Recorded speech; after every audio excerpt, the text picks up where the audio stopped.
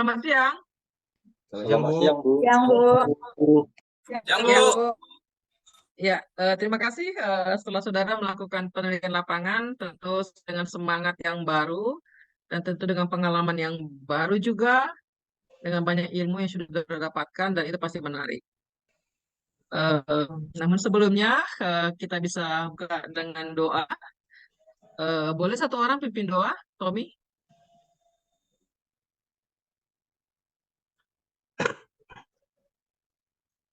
Oh, Izin, Bu. kelihatannya jaringannya bermasalah. Ya, Ya, saya Jonathan. saja, Bu.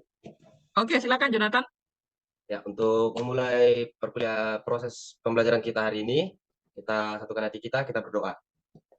Allah Bapa kami yang kami sembah, melalui nama anak Yesus Kristus, terima kasih Tuhan atas berkat-Mu pada hari ini. Sebentar kami akan melakukan proses pembelajaran kami melalui Zoom ini, biarlah Engkau yang menyertai proses ini mulai dari awal hingga akhir nanti ya Tuhan. Dalam nama anak Yesus Kristus kami berdoa dan mengucapkan syukur. Amin. Amin. Ya, sesuai dengan percakapan kita, kesepakatan kita, laporan penelitian saudara sudah saya terima, dan kita akan jadwalkan untuk mulai presentasi ke depan. Namun sebelumnya saya perlu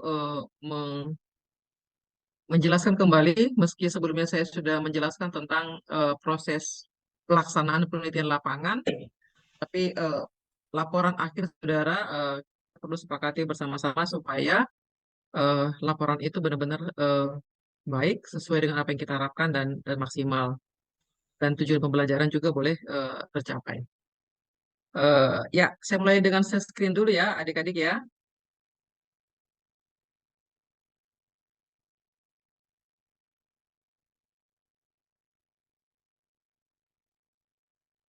Ya, saya mempersiapkan saya. Ya, ini harus diangkat dulu. Ya, saya mempersiapkan ada 4 PowerPoint. Ini dengan ini adalah format laporan penelitian yang sudah kalian lakukan dan sedang dalam proses penulisan. Tapi kita perlu menyepakati beberapa hal supaya papernya tidak bolak-balik. Bagi saudara yang sudah ada yang menyampaikan laporannya masih sangat terbatas, ini saya jelaskan saja. Nah, yang pertama adalah topik yang diteliti. Materi utama artinya tema besar dari RPS yang saya sudah bagikan di awal semester kemarin. Materi utamanya adalah pemahaman tentang Tuhan dan manusia. Dan dalam hal ini, saudara perlu menentukan objek penelitian, ritual misalnya. Yang itu adalah ritual. Tetapi ritual, apakah ritual itu dilakukan dalam konteks gereja, dalam konteks budaya, atau penganut agama yang lain? Tentu kan punya ritual yang berbeda-beda seperti itu. Dari RPS kita bahwa akan ada saudara-saudara yang meneliti bagaimana ritual dilakukan di penganut agama Hindu, lalu penganut agama Katolik, lalu penganut agama Parmalim, dan tentu saja penganut agama Kristen. Nah itu. Lalu bagaimana ritualnya? Nah untuk contoh yang sedang saya sampaikan ini adalah misalnya nama ritualnya adalah dari tradisi Batak, ritual Mangokal Holi. Nah tentang ritual Mangokal Holi, kalau dari antara saudara, kelompok saudara, tentu daftar topik-topik dan nama anggota kelompok, saudara Jonathan sebagai ketua kelas sudah menyampaikannya kepada saya. Nah, untuk contoh ritual Mangokal Holi, pertanyaan yang pertama adalah mengapa ritual ini penting? Jadi ada latar belakang tertentu yang menurut kelompok sehingga memandang ritual Mangokal Holi ini penting. Seperti itu. Jadi ada latar belakang tertentu. Lalu terkait ritual Mangokal Holi, lalu sejak ritual ini ada? Apakah baru sekarang atau beberapa waktu sebelumnya atau memang sejak dahulu sudah ada gitu. Jadi sejak kapan ritual ini ritual Mangokal Holi ini karena dia bagian dari tradisi Batak, sejak kapan dia ada? Lalu kalau dia ada sejak waktu tertentu, lalu bagaimana dengan ritual itu sampai sekarang? Apakah masih dijalankan atau tidak? Jadi kita bisa melihat ke depan apakah ritual ini masih akan jalan. Nah, itu kita pengen lihat eksistensi daripada ritual ini sendiri. Lalu yang berikutnya adalah apakah ada dasar teologis daripada ritual ini? Misalnya, dasar teologis, kalau itu teologi Habatahon, apa dasar teologi daripada ritual ini? Kalau tadi tema kita adalah pemahaman tentang Tuhan dan manusia, lalu lewat lewat penggalian informasi data terkait ritual Calvary, eh, kah ada spiritualitas tertentu terkait Tuhan di situ? Lalu bagaimana peran, posisi, eh, perilaku daripada manusia yang melakukan ritual ini sendiri gitu?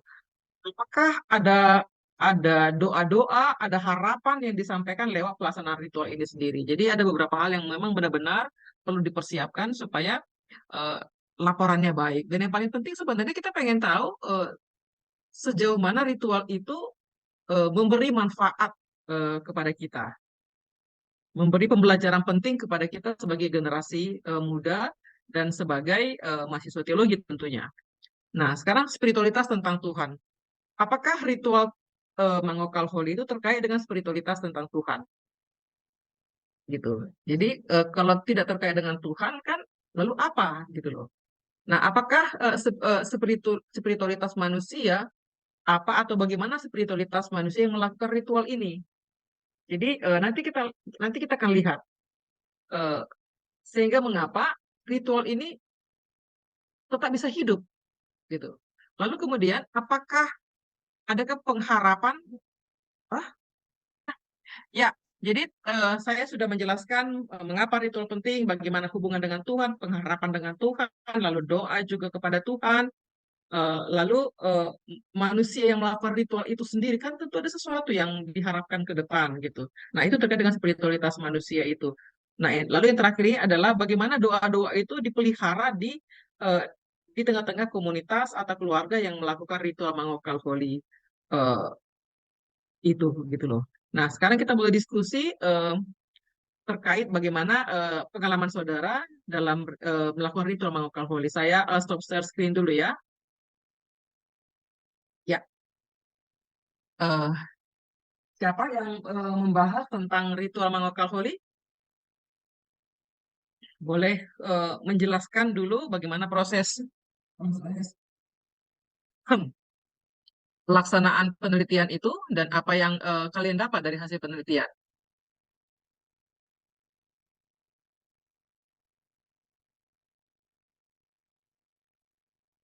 Eh, Jonathan, kelompok mana itu, Dek? Yang untuk ritual itu kelompok satu, Bu. Kelompok satu. Kelompok satu siapa? Kelompok satu ada Jobs, ada Eva, terus ada Bang Musa, Bu. Ya, boleh coba sharing ke kita di Zoom meeting bagaimana proses itu.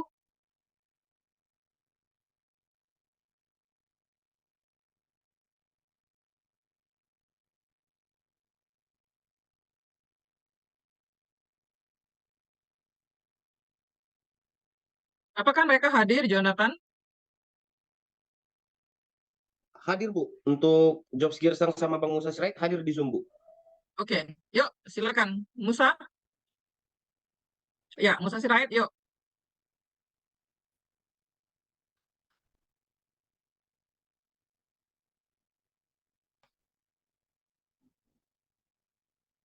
Musa atau Jobs Girsang yang akan sharing ke kita.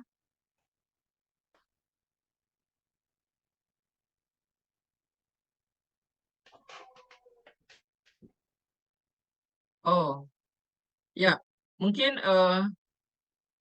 Musa, itu kan saya mengambil contoh terkait ritual mangukal holy. Nah, kelihatannya apa namanya jaringan kelihatannya soal jaringan ini mungkin ada yang mau menjelaskan tentang tugasnya yang dia lakukan dalam tugas kelompok. Jonathan dari membahas apa waktu penelitian? Kami kelompok kami kemarin membahas tentang penelitian agama Buddha, Bu, penyembahan leluhur dan makna spiritualitasnya, Bu. Oke, cobalah sharing soal itu. Eh, Terkait apa yang kalian sudah lakukan.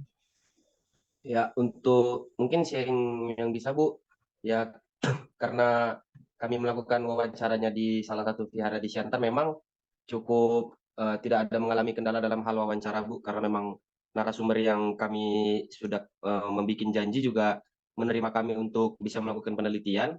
Dan mungkin sesuatu yang bisa kami bagikan, terkhusus dari kelompok 2 sendiri, Bu, yakni mengenai ada satu makna yang baru lah, Bu, yang bisa saya katakan memang jika dulu memang kita menganggap bahwasanya penyembahan leluhur itu kita anggap sebagai sesuatu yang memiliki unsur-unsur katakanlah seperti unsur berhala, tetapi pada dasarnya setelah kami melakukan penelitian dan wawancara kepada narasumber dan juga secara lebih mendalam mengenai penelitian literatur, memang penyembahan leluhur ataupun upacara-upacara leluhur yang dilakukan dalam agama Buddha pada dasarnya tidak lagi dianggap sebagai sesuatu hal yang mengandung unsur mistis, Bu.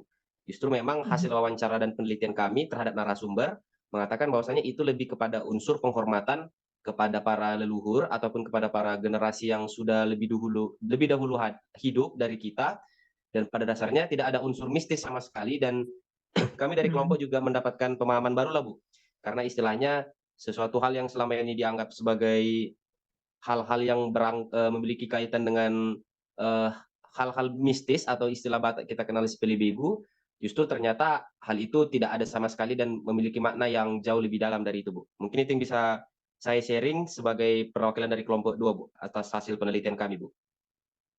Ya, itu menarik ya. Eh, Penyembahan kepada leluhur selama ini bagi orang Batak kita memahami eh, itu eh, sebagai hal yang berkaitan dengan mistis, tetapi ternyata itu pun terjadi di agama Hindu tadi ya, Di agama Buddha, Bu. agama Buddha. Oh ya, di agama Buddha. Jadi memang menarik karena sebenarnya agama itu kan tidak pernah eh, sejauh yang saya pahami agama itu tidak pernah dia mandiri tunggal ajar-ajarannya, tetapi selalu ada pembawaran dan itu yang kita alami juga ketika Kekristenan masuk ke tanah Batak. Sebelumnya itu kan memang sudah ada agama Batak yang yang kemudian dalam proses selanjutnya dilanjutkan oleh teman-teman Parmalin. Meski tidak sepenuhnya, tetapi kita masih bisa melihat jejak agama Batak itu di atas Parmalin. Tetapi dalam proses agama Kristen masuk ke tanah Batak, lalu agama Batak dan agama Kristen juga ketika itu pengaruh perang Padri, agama Islam juga ada di tanah Batak lewat pasukan perang Padri. Lalu ajaran-ajaran norma-norma dari agama-agama yang ketemu itu saling bersinggungan, saling berkelindan, dan itu pengaruh mempengaruhi. Jadi sama dengan agama Buddha yang Jonathan baru sharing juga ke kita, dan ada kesamaan dalam beberapa hal, ada kesamaannya dengan agama Batak. Tetapi kita nggak bisa bilang bahwa itu adalah agama Batak, itu adalah agama Buddha. Jadi jangan-jangan kalau kita menelisik lebih jauh nanti tentang agama Buddha, eh, nanti mereka akan melihat kalau mau dibandingin dengan agama Batak, jangan-jangan juga ada kesamaannya gitu loh. Meski tentu saja ada perbedaan-perbedaan yang sangat khas, yang nanti kita boleh teliti lebih jauh. Itu menarik ya. Eh, Kemarin penelitiannya di mana? Kami kelompok 2 kemarin penelitiannya di Vihara di Siantar, Bu. Ya, lalu ketemu dengan pimpinan viharanya. Ketemu, Bu, dan pimpinannya yang sebagai salah satu narasumber yang kami wawancarai juga, Bu.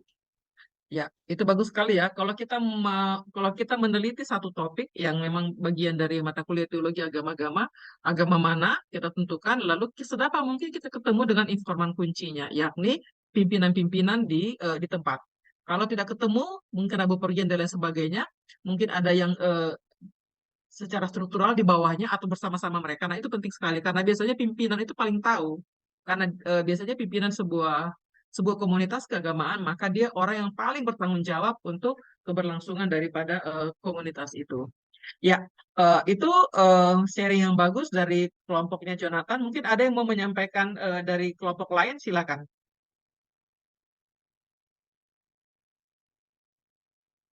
Musa, gimana? Bagus jaringannya? Boleh kita? Iya Bu, maaf Bu Ya, Bu. tadi ada Ya. Bu tadi jaringan. Ya, Bu. jaring. Maaf tadi, Bu.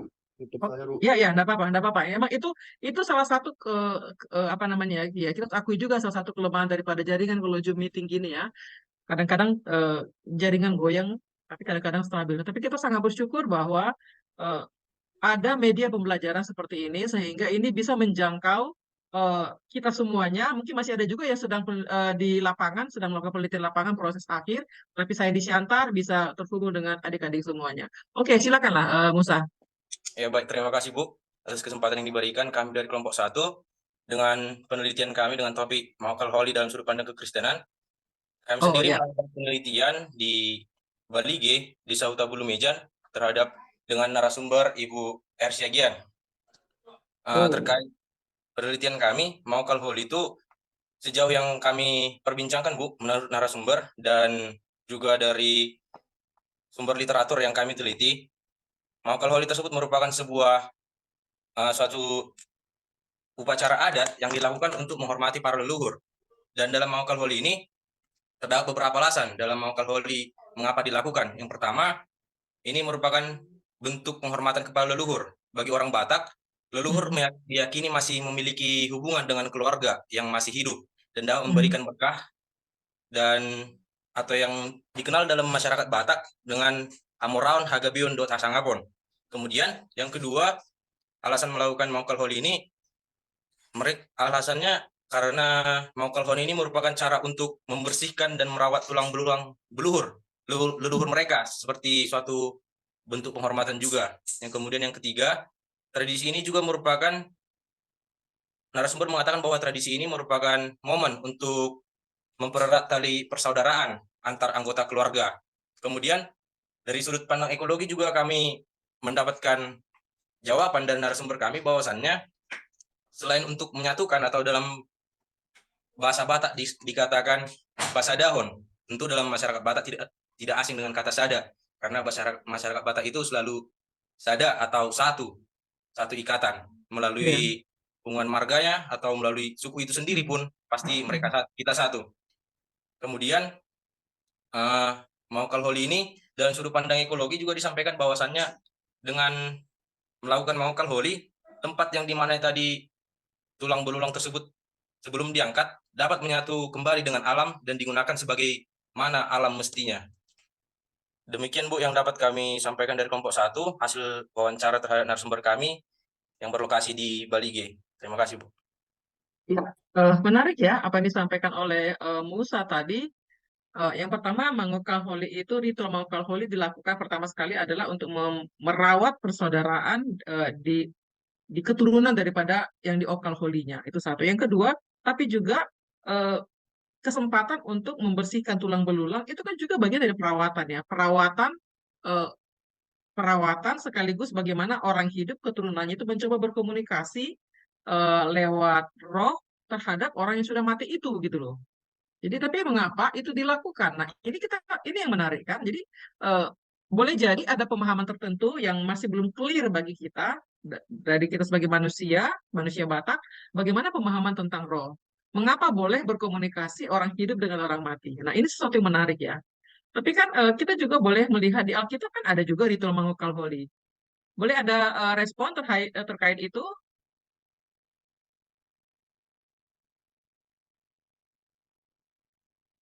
Di Alkitab kan ada juga ritual Mangukal Holy. Jadi ya siapa Jobs? Ya Bu, tapi kameranya rusak Bu. Oh ya kamera rusak. Oh ya kelihatannya tadi sudah muncul juga ya. Boleh ada satu dua orang yang menjelaskan? Ya Bu. Baik, saya saja Bu. Oke.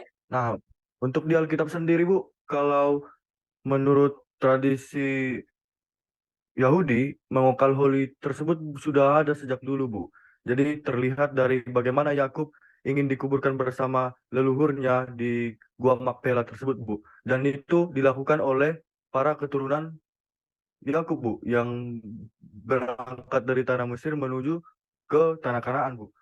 Nah, di sana itu Mangokal Holy dipercayai dalam perjanjian lama itu sebagai sebuah tradisi. Namun bangsa Israel tidak melakukan penyembahan atau hanya sekedar melakukan penghormatan aja.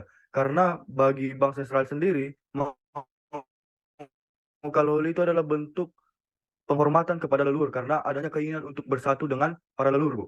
Sementara kalau untuk di Perjanjian Baru tidak ada secara eksplisit membahas tentang itu, namun Rasul Paulus sendiri mengakui bahwasanya eh, menghormati tradisi itu adalah sebagai identitas bangsa. Identitas ya. Ya, oke. Ini menjadi makin menarik ya, bahwa ritual mengokal Holi itu sudah ada sejak dahulu dan ada catatan peristiwa di Alkitab dan Batak juga memiliki ritual mengokal Holi. Nah, seperti apa pelaksanaan ritual mengokal Holi sebagaimana dikatakan dalam Alkitab itu masih harus ditelusuri lebih jauh, tetapi yang jelas kita punya ritual mengokal Holi. Artinya secara teologis iman Kristen kita nggak bisa menampik adanya ritual itu. Dan sehingga dengan demikian kita juga nggak boleh terlalu dengan mudah mengatakan ritual mengokal Holi dalam Batak seperti yang dulu kita dengar ada tudingan mengatakan itu sebagai sipil bigu misalnya. Jadi antara agama Kristen, agama Batak dan Buddha tadi itu kan ada kesamaan dari tiga agama ini ada kesamaan tentang penyembahan kepada leluhur. Nah, ini menjadi modal dasar dalam dalam kita membangun moderasi beragama gitu. Jadi dalam membangun moderasi beragama yang sekarang sedang memang sangat digalakkan oleh pemerintah kita ya, terutama dalam konteks Indonesia dengan masyarakat yang sangat plural, kita berusaha menemukan perbedaan persamaan-persamaan yang ada di kita, tidak menemukan perbedaan-perbedaan supaya apa? Supaya harmoni itu bisa terbangun. Ya, sampai di sini sudah cukup jelas saya pikir, tapi kalau ada pertanyaan silakan. Sidu,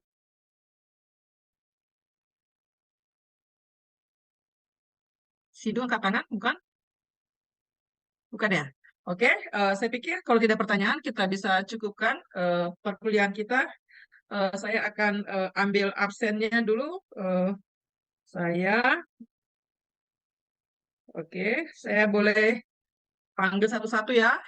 Nanti saudara menjawab lalu saya tandain di absen. Eh, ya, ada beberapa yang tidak buka video ini, tolong dibuka deh supaya saya bisa melihat wajahnya. Apakah memang saudara hadir?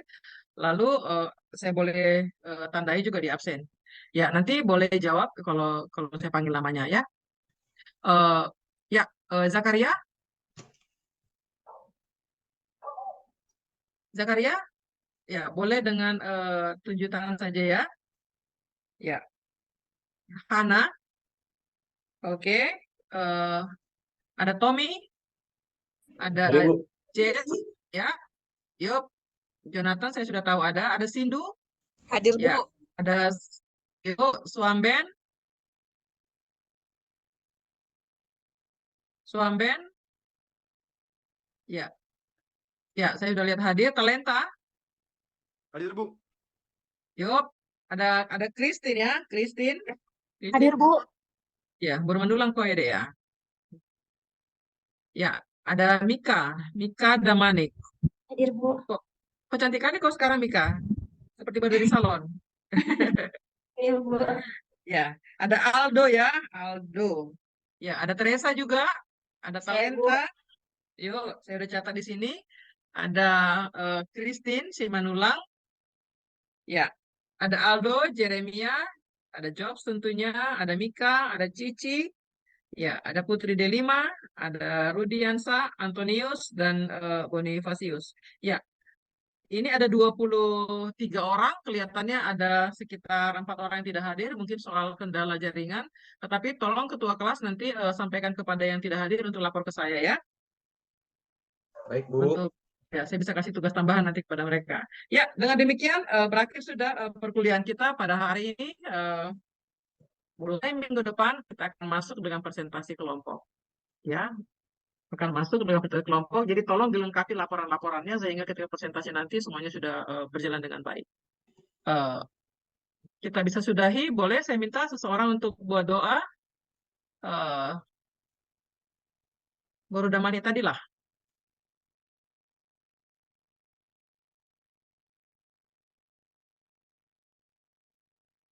Ya, atau salah satu siapa?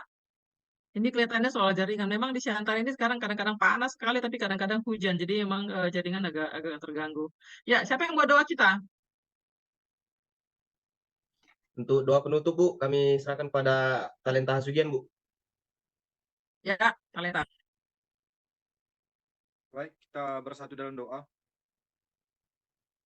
Bapa di dalam surga, kami mengucap syukur kepadamu ya Tuhan atas kesempatan yang masih Tuhan berikan kepada kami dapat melakukan diskusi dalam mata kuliah teologi agama-agama ya Tuhan. Tuhanlah kiranya yang memberikan pemahaman kepada kami, supaya kami, apa yang kami bahas dan diskusikan menjadi bekal bagi kami di masa yang akan datang. Tuhanlah kiranya yang menyertai dosen kami dalam membimbing kami dalam proses perkuliahan ini. Di dalam nama Tuhan Yesus kami berdoa. Amin. Ya, sebelum kita bubar, menutup Zoom ini, boleh foto bersama? Siapa yang bisa ambil?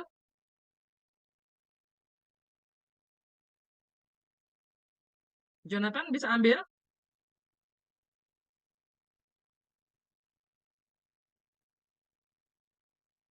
Siapa yang bisa ambil? Saya saja, Bu. Saya saja, Bu. Oke, Jonathan. Ya, bagi yang bisa buka apanya videonya supaya kelihatan wajahnya yang cantik. Untuk Oke, baris pertama, baru baris kedua, baru baris terakhir. Baik, sudah, Bu. terima kasih. Ya, perkuliahan kita sudah berakhir. Ini akan direkam. Nanti saya akan minta Pak Joshua untuk mengedit yang kata-kata yang tidak bagian dari perkuliahan. Adik-adik, terima kasih ya untuk kerjasamanya ya. Kita tadi saya kontak Jonathan untuk ada kelas pengganti di minggu ini ya, karena kita akan mengantisipasi banyak kegiatan ke depan dan lagi lowong kita bisa isi. Ya, begitu ya adik-adik ya. Terima kasih untuk kerjasamanya. Sampai bertemu. Yuk.